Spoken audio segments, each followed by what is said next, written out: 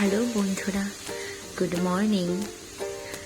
তোমরা সবাই কেমন আছো? আশা করি খুব ভালো আছো, আর আমিও খুব ভালো আছি। আজ সকালে ঘুম থেকে উঠতে অনেকটা লেট হয়ে গেছিল, তাই উঠেই দেখি সবার সব কাজকর্ম শেষ। তারপরে উঠেই মাম্মামকে দোলনায় দিয়ে আমিও নিজে ফ্রেশ হয়ে নিয়েছি। তারপরে ছিল দাদার জন্মদিন, তো আমি একটু বৌদিভাইকে একটু সবজি কেটে হেল্প করে দিচ্ছিলাম।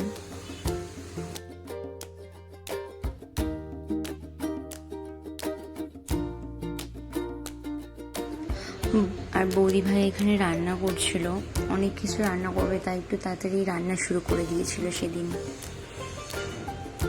পাপাও বসে বসে দেখছিল মা কি রান্না করছে, দুষ্টুমি করছিল।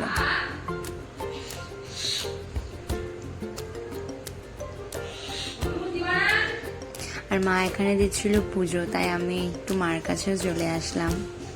তারপরে গিয়ে দেখি মাম করে দিয়েছে হিসু, আর দাদা এখানে কাঁথাটা পাল্টে দিচ্ছিল।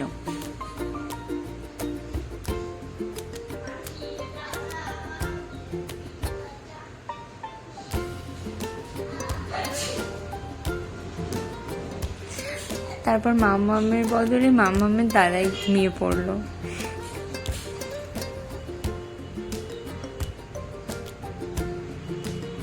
কি খুশিই না হয়েছে দোলনায় উঠে।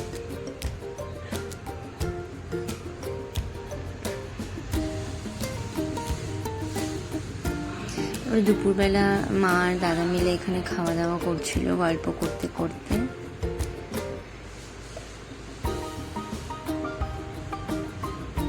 তো সবাই মিলে খাওয়া দাওয়া শেষ করে চলে গেছিলাম দাদার জন্মদিনে কেক আনতে, আমি আর আমার বাবা। ও তো ভীষণ খুশি ছিল বাবার জন্য কেক আনতে যাচ্ছে।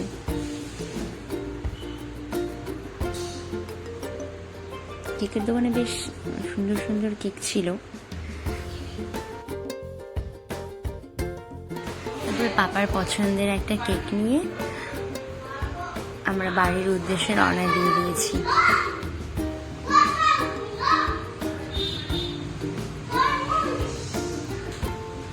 আর পাপার শুরু হয়ে গেছে বাড়িতে এসেই বাবার সাথে দুষ্টুমি করা।